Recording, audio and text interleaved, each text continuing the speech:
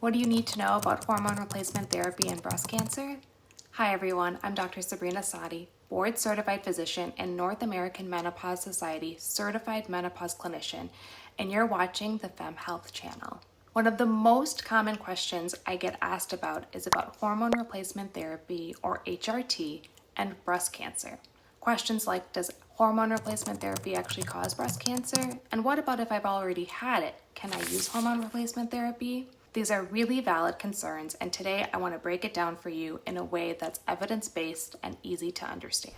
Let's start with some of the basics. So, estrogen and progesterone are two key hormones that regulate the menstrual cycle, but they also play a role in breast tissue development, and in some cases, breast cancer growth. After menopause, we know that estrogen levels drop significantly, and that drop can really lead to a lot of those bothersome symptoms like hot flashes, night sweats, mood changes, and vaginal dryness. That's when hormone replacement therapy really can be helpful to relieve those symptoms and really improve your quality of life. But the concern remains, does adding back hormones increase the risk for breast cancer? So what does the evidence actually say? Large studies like the Women's Health Initiative or the WHI have helped really guide our understanding here. Here are the two major takeaways. One, combined hormone replacement therapy, which is estrogen plus progesterone, was associated with a very small increased risk for breast cancer, especially when used for more than 3 to 5 years. The longer you use it, the higher the risk appeared to be, but that risk really did go down once you discontinued the hormone therapy. The second arm, which was estrogen only, so typically used by women who have had a hysterectomy or no longer have their uterus, actually showed little to no increased risk for breast cancer, and some data even suggests it may lower the risk slightly when used for a limited period of time.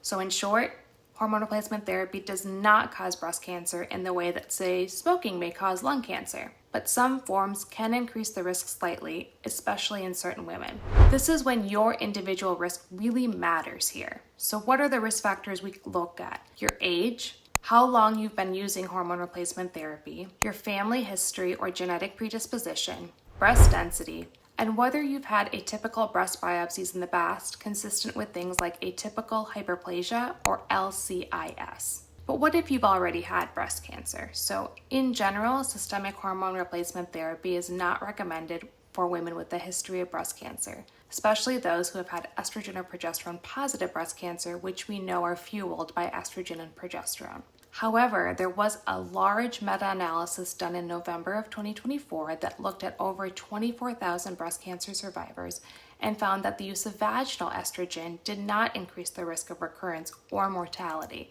So that's incredibly reassuring for women that are struggling with vaginal dryness or discomfort after treatment. It's still incredibly important for you to talk to your oncologist before starting anything so you can have a well-informed discussion with your healthcare team.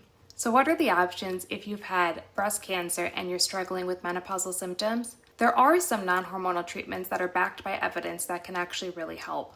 Drugs like SSRIs or SNRIs, those are medications like venlafaxine or paroxetine, are non-hormonal medications that can really help with the treatment of hot flashes. Medications like gabapentin or clonidine have also been shown to reduce these vasomotor symptoms. If vaginal estrogen is not for you, vaginal moisturizers and lubricants can be helpful for both dryness and discomfort, and we cannot forget about our lifestyle strategies. So limiting alcohol, regular exercise, and really maintaining a healthy body weight. So what's the bottom line? Hormone replacement therapy can be safe and effective for many women, but it's not a one-size-fits-all.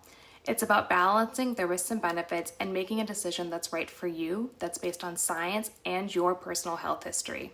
Remember to always speak with your healthcare provider, and preferably one who's well-versed in menopausal care. Look for people that have been certified by the Menopause Society so you can get guidance that's actually evidence-based and tailored to your needs. I really hope this was helpful.